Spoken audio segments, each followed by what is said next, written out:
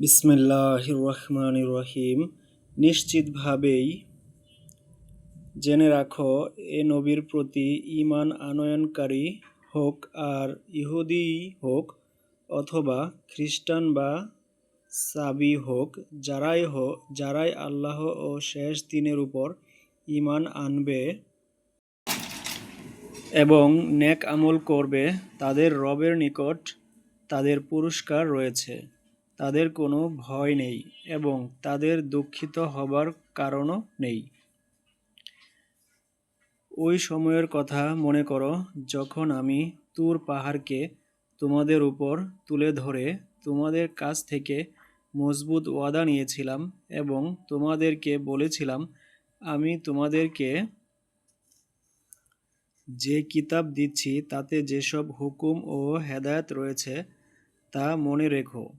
এভাবেই আশা করা যায় তোমরা তাকওয়ার পথে চলতে পারবে। কিন্তু এরপর তোমরা তোমাদের ওয়াদা থেকে ফিরে গেলে। যদি তোমাদের উপর আল্লাহর অনুগ্রহ ও রহমত না হতো তাহলে কবেই তোমরা ধ্বংস হয়ে যেতে। তারপর কাউমের ওইসব লোকের কথা তো জানাই আছে, যারা শনিবারের আইন অমান্য করেছিল।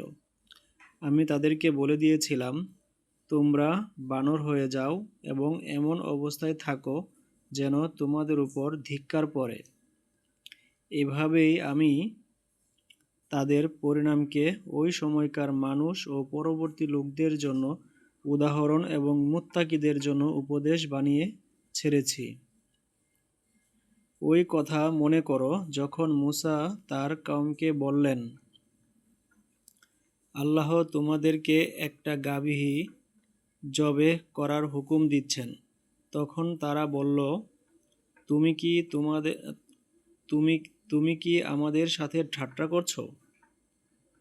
মূসা বললেন, আমি জাহিলদের মতো কথা বলা থেকে আল্লাহর কাছে আশ্রয় চাই। তারা বলল, আচ্ছা তাহলে তোমার রবের নিকট দরখাস্ত করো যেন তিনি ওই গাভী সম্পর্কে কিছু বিস্তারিত বিবরণ দেন। মূসা বললেন, আল্লাহ বলেছেন যে এমন গাভী হতে হবে যা বুড়িও নয় বাছুরও নয়, বরং আধা বয়সের হতে হবে। সুতরাং যেমন হুকুম দেওয়া হয় তাই পালন করো। তারা আবার বলল, তোমাদের রবকে জিজ্ঞেস করো যে এর রং কেমন হতে হবে। মূসা বললেন, আল্লাহ বলেছেন যে হলদে রঙের গাভী হতে হবে এবং রং এমন গাঢ় হতে হবে যেন দর্শক খুশি হয়ে যায়।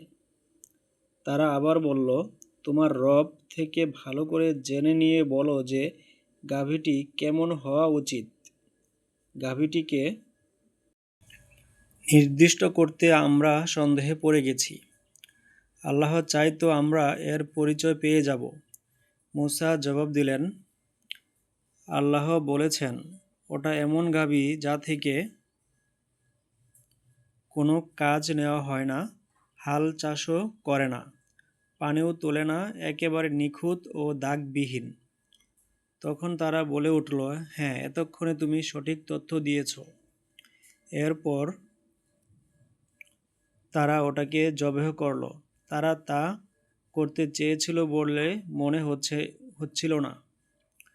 ওই ঘটনা কি তোমাদের মনে আছে যখন এক লোককে মেরে ফেলেছিলে? তারপর ওই ব্যাপারে তোমরা ঝগড়া করেছিলে এবং একে অপরকে দোষারোপ করেছিলে। তখন আল্লাহ সিদ্ধান্ত নিয়েছিলেন যে যা গোপন করছো তা তিনি প্রকাশ করে দিবেন। সে সময় আমি হুকুম দিয়েছিলাম, নিহত ব্যক্তির লাশকে এর এক অংশ দিয়ে আঘাত করো।